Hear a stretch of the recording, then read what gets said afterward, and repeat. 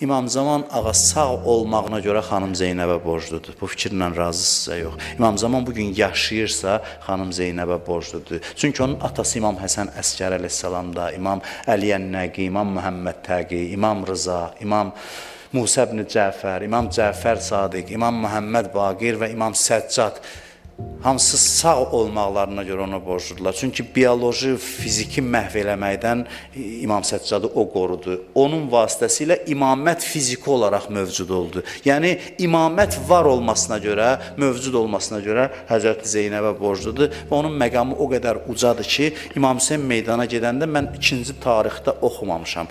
Hələ görməmişəm ki, İmam Hüseyn kiməsə desin mənim üçün dua elə. İmam Hüseyn əleyhissalam meydana yollananda xanım Zeynəbə dedi ki, bacı gecə ibadətində məni dualarında yadından çıxartma. Görün kimdir bu xanım Zeynəb ki, İmam Hüseyn ondan dua istəyir və biz də bugün ondan dua xahiş edirik. Yəqin ki, bizim hacətlərimiz çoxdur, bizim dərdlərimiz çoxdur. O da bizim mənəvi analarımızdır o insanlar. Bugün əlini Allah dərgahına qaldırsın və bizim üçün dua eləsin. Allah o xanımın dünyada ziyarətindən, qiyamətdə şəfaətindən bizi binəsib eləməsin.